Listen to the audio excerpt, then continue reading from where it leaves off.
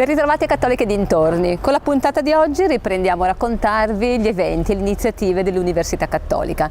In modo particolare oggi vi presentiamo i prodotti formativi predisposti dall'Alta Scuola per l'Ambiente per i prossimi mesi. Si tratta di 3 master che guardano all'appuntamento di Expo 2015. Con le parole di Papa Francesco, terra, lavoro e casa, la Cattolica apre le attività 2015 dell'Alta Scuola per l'Ambiente, che cerca di affrontare le sfide ecologiche emergenti attraverso l'educazione e la ricerca scientifica, in dialogo con le comunità, gli enti pubblici e il mondo imprenditoriale. Oggi le 3 parole chiave sono terra, lavoro, casa.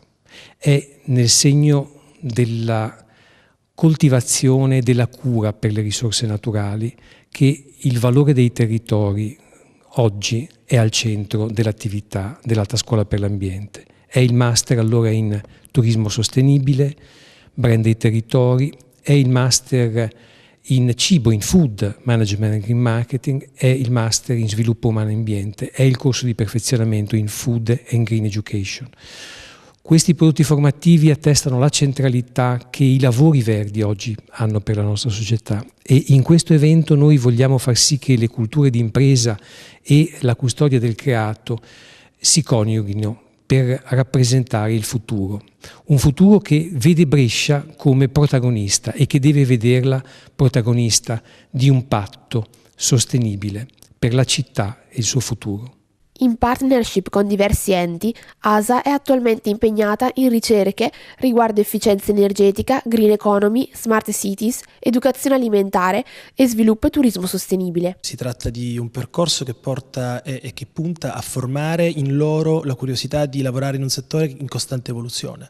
Ci sono tantissime nuove tendenze in questo mercato, devono essere studiate, anticipate e poi su di esse vanno innestati dei progetti concreti che necessariamente devono essere fatti all'interno di ogni singolo territorio. Per questo motivo non esiste una ricetta unica, esistono invece una pluralità di opportunità che proprio in questo periodo sono la ricchezza che il nostro Paese può offrire. C'è ancora un patrimonio enorme nel nostro Paese che va scoperto o riscoperto e va messo a disposizione dei viaggiatori che oggi vengono nel nostro Paese. La curiosità è fondamentale, serve a noi innanzitutto per non perdere mai la passione che abbiamo in questo lavoro, ma soprattutto ai giovani che vogliono iniziare a lavorare in questo segmento enorme, trasversale, per riuscire ogni giorno a fare quello che è fondamentale per la nostra economia. Non solo turismo e territorio, ma anche una particolare attenzione alla qualità dell'accoglienza, che deve rispondere alle esigenze di ogni ospite. La collaborazione è di cercare di appunto far uscire fuori persone che si formino su questi aspetti, perché in Italia abbiamo molta poca formazione manageriale su questi temi. E ancora siamo rimasti all'abbattimento delle barriere architettoniche. Il tema dell'accessibilità non è l'abbattimento delle barriere architettoniche, ma l'abbattimento delle barriere culturali, cioè cercare di fare qualcosa che va incontro a un ospite. Ecco, se noi avremo finalmente persone, ragazzi, che capiscono questo e che quindi portano nel loro lavoro questa filosofia, questo modo di pensare, allora sicuramente l'Italia farà un salto di qualità.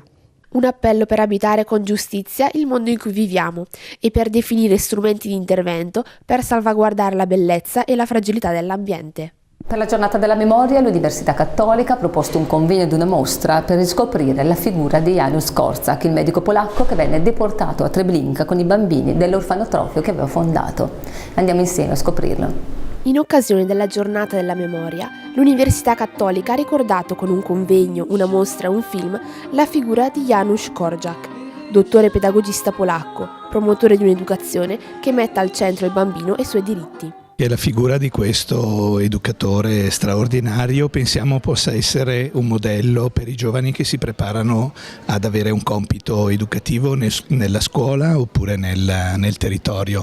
La sua dedizione, il suo amore per i bambini e il suo impegno civile che l'ha portato addirittura a dare la sua vita per i bambini che gli furono affidati, credo che siano oggi una testimonianza importante per i giovani. Credo che il tema della memoria sia un tema che ci riguarda molto da vicino, saper custodire questi ricordi anche se dolorosi e non nascondere queste profonde ferite nella storia dell'umanità, credo che sia un passaggio fondamentale per poter guardare con più fiducia al futuro nella speranza di evitare drammi come quelli che abbiamo conosciuto nel secolo scorso. Janusz Korczak non soltanto ha ispirato quei esperti legali dell'Accademia delle Scienze, ma ispira ogni giorno ognuno di noi, ogni cittadino polacco, i bambini nelle scuole da piccoli studiano chi fu Janusz Korczak, quale fu il suo ruolo, che cosa ha fatto, il suo eroismo. Posso dire le sue parole, che quando ride un bambino ride tutto il mondo. Lui era un educatore molto responsabile, che ci ha proprio insegnato questa responsabilità per il futuro del paese, che bisognava proprio investire nei bambini, bisognava stare vicino a loro. Lui non ha fatto nessun calcolo, lui ha dato la propria vita per loro, ha dedicato tutta la sua vita, e se tutti fossero come lui, saremmo stati molto molto fortunati. Attraverso la memoria del passato noi abbiamo la possibilità di cogliere le tendenze il presente e le tendenze verso il futuro, quindi di trarre tutti gli insegnamenti possibili su ciò che è stato, e cogliere ciò che è stato significa davvero entrare in un'area in cui sia possibile evitare che si ripetano. Una ricorrenza che ogni anno rinnova il proprio messaggio. Il dramma della Shoah si intreccia con la storia della pedagogia, filo conduttore le nuove generazioni, verso cui si rivolgeva il lavoro di Korczak e che ora sono chiamate a non dimenticare l'importanza della memoria. E ora andiamo insieme a scoprire che tipo di ricerca sta svolgendo in Mali il nostro ricercatore Jacopo Bonan. Una ricerca sulla sostenibilità ambientale e sull'accesso ai sistemi energetici ha portato Jacopo Bonan, dopo il dottorato, a ottenere il ruolo di assegnista di ricerca presso l'Università Cattolica, grazie a una borsa di studio di Fondazione Feltrinelli. Progetto su l'accesso all'energia, in particolare su le tecnologie più avanzate e migliorate per la cottura dei cibi. Se teniamo presente che 2,6 miliardi di persone nel mondo ancora fanno affidamento su tecniche di cucina dei cibi basate sulla combustione di combustibili duri, quindi il legno, il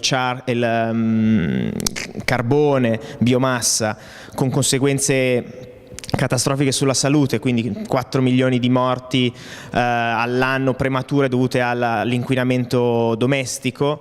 Diciamo che il tema della cottura dei cibi, delle tecniche e delle metodologie più avanzate per la cottura dei cibi è un tema all'ordine del giorno, in particolare in Africa subsahariana, in particolare in Mali, che è il focus diciamo geografico dove svolgo questo tipo di ricerca che mira a investigare quali sono le barriere che impediscono l'adozione di tecnologie un po' più avanzate.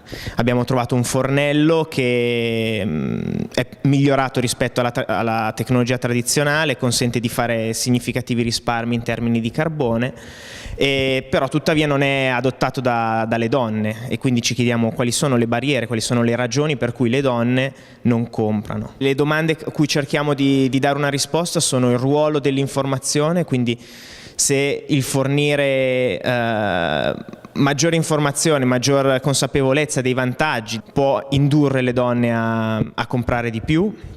Dall'altra parte ci chiediamo anche qual è il ruolo delle reti sociali, come le persone possono influenzarsi a vicenda nella decisione di adottare e poi utilizzare un prodotto come una nuova innovazione tecnologica, che però non è, immaginiamo, qualcosa di lontano dalla cultura locale, è qualcosa fattibile, insomma un piccolo cambiamento che può aiutare a migliorare le condizioni di vita risparmiando e usando questi soldi altrove, insomma. Siamo entrati in contatto con questa ONG francese che ha seguito, diciamo, la filiera di produzione di questo fornello, che è prodotto localmente con materiali di scarto, sfruttando artigianato locale. Quindi prendiamo come data la tecnologia e noi cerchiamo di rispondere a una domanda più dal punto di vista economico e sociale. Su quante famiglie si sta svolgendo il progetto? Diciamo che il nostro campione di investigazione conta 960 donne in diversi quartieri della capitale del Mali, che è Bamako. Quando avete intenzione di finire il progetto, quali sono gli obiettivi finali? Allora, il progetto, abbiamo un altro giro di interviste, quindi un'altra survey in programma per maggio, metà aprile-maggio. Una volta che i dati saranno raccolti, verranno elaborati e l'obiettivo finale sarà la produzione di paper scientifici da sottomettere a riviste internazionali da presentare a convegni. Uno studio sulle barriere verso l'uso di tecnologie più avanzate per i paesi africani, che acquista una particolare importanza nell'anno dell'Expo. Una ricerca made in Cattolica che punta alla valorizzazione e all'attenzione sul tema dell'ecosostenibilità e dell'educazione alimentare. Anche per oggi è tutto, noi ci fermiamo qui, vi do appuntamento la prossima settimana, come sempre il venerdì alle 20.05. Per chi volesse rivedere i nostri servizi sono disponibili su UCAT. Grazie per essere stati con noi.